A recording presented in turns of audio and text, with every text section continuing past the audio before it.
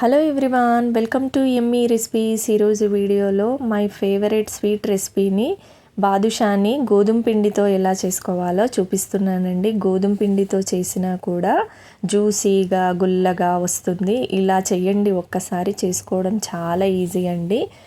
నోట్లో వేసుకుంటేనే అలా కరిగిపోతుంది. ఎన్ని తిన్నా ఇంకా తినాలనిపించేలా టేస్టీగా కూడా ఉంటుంది. చేసుకోవడం చాలా ఈజీ అండి. ఇంట్లోనే మనం ఇలా ప్రిపేర్ చేసేసుకోవచ్చు. మరి లేట్ చేయకుండా ఈ టేస్టీ అయిన బాదుషాని ఎలా చేసుకోవాలో చూసేద్దాం రండి. ఒక బౌల్లోనికి 1 కప్పు గోధుమ పిండి వేసుకోవాలి. ఇందులోనికి చిటికెడు సాల్ట్ వేసుకోవాలి. 1 పావు టీ స్పూన్ బేకింగ్ పౌడరు, 2 స్పూన్ల నెయ్యిని వేసుకోవాలి. వేసుకొని చేత్తో అంతా కూడా బాగా కలిసే విధంగా కలుపుకోవాలి. తర్వాత కొద్ది కొద్దిగా వాటర్ యాడ్ చేసుకుంటూ పిండిని ముద్దలా చపాతీ పిండిలా కలుపుకోవాలి. చేతి వేళ్ళతో మాత్రమే ఈ పిండిని కలుపుకోవాలి. పిండినంతా కూడా ఇలా ముద్దలా కలుపుకున్న తర్వాత ఈ పిండి పైన మూత పెట్టేసుకొని ఒక 10-15 నిమిషాల పాటు పిండికి రెస్ట్ ఇవ్వాలి. తర్వాత వేరొక గిన్నెలోనికి స్టవ్ ఆన్ చేసుకొని వేరొక గిన్నెలోనికి 1 కప్పు షుగరు, 1 కప్పు వాటర్ కూడా వేసుకొని పాకాన్ని ప్రిపేర్ చేసుకోవాలి. పాకము జస్ట్ జిగురు పాకం వస్తే సరిపోతుంది. కాస్త స్టిక్కీగా ఉంటే సరిపోతుంది.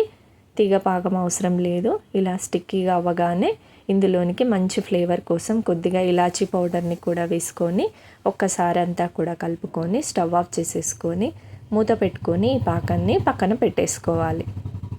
తర్వాత కలిపి పెట్టుకున్న పిండి ముద్దను తీసుకొని పిండిని ఒక్కసారి ఇలా విడదీస్తూ కలుపుకోవాలి. పిండిని ఇలా విడదీయడం వల్ల లేయర్లా గుల్లగా వస్తాయన్నమాట బాదుషాలు. తర్వాత చిన్న పిండి ముద్దను తీసుకొని ఎక్కువ ప్రెషర్ ఇవ్వకుండా జస్ట్ వేళ్ళతో ఇలా రౌండ్గా అనుకొని మధ్యలోనికి ఇలా హోల్లా చేసుకొని ఒక ప్లేట్లోనికి తీసుకోవాలి. మిగతా అన్నింటిని కూడా ఇదే విధంగా చేసుకొని అన్నింటిని ఒక ప్లేట్లోనికి తీసేసుకోవాలి.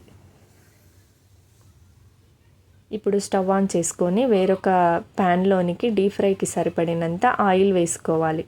ఆయిల్ ఎక్కువగా హీట్ అవ్వకముందే గోరువెచ్చగా ఉన్నప్పుడే ఈ బాదుషాలని వేసేసుకోవాలి. సరిపడినన్ని వీటిని వేసేసుకోవాలి. వేసుకొని వెంటనే కదపకుండా బాదుషాలు వాటంతట అవే పైకి తేలేంత వరకు కదపకుండా వదిలేయాలి. తర్వాత బాదుషాలు పైకి తేలిన తర్వాత నెమ్మదిగా 2 వైపులా తిప్పుకుంటూ మంచి గోల్డెన్ కలర్ వచ్చి లోపల వరకు ఫ్రై అయ్యేంత వరకు ఫ్రై చేసుకోవాలి. పిండి పిండిగా ఉంటుంది కాబట్టి ఫ్లేమ్ని లోలోనే ఉంచి ఫ్రై చేసేసుకొని వీటన్నింటిని ఒక ప్లేట్లోనికి తీసేసుకోవాలి. ఇప్పుడు ఈ పాకాన్ని కొద్దిగా గోరువెచ్చగా చేసుకున్న తర్వాత వేడి చేసిన తర్వాత ఈ బాదుషాలని వేసుకోవాలి. అప్పుడే తొందరగా ఈ పాకాన్ని ఈ బాదుషాలు చక్కగా పీల్చేస్తాయి అన్నమాట. నేను ఇక్కడ కొద్దిగా వేడి చేసి అందులోనికి బాదుషాలను వేసి 2 వైపులా తిప్పిన తర్వాత మూత పెట్టేసుకొని 10 నిమిషాల పాటు ఇలాగే వదిలేయాలి. 10 నిమిషాల తర్వాత చూపిస్తున్నాను మీకు. చక్కగా బాదుషాలు పాకాన్ని పీల్చుకొని ఎంతో టేస్టీగా జ్యూసీగా చాలా బాగున్నాయండి. చాలా బాగా కుదిరాయి. మీరు ట్రై చేయండి. ఎలా వచ్చిందో మరి కామెంట్ కూడా చేయండి. టేస్ట్ అయితే చాలా బాగా వచ్చిందండి. మా ఇంట్లో వాళ్ళకైతే చాలా బాగా నచ్చింది. మీరు ట్రై చేసి ఎలా వచ్చిందో కామెంట్ చేయండి. వీడియో కనుక నచ్చినట్టయితే please like, share and subscribe. Thanks for watching.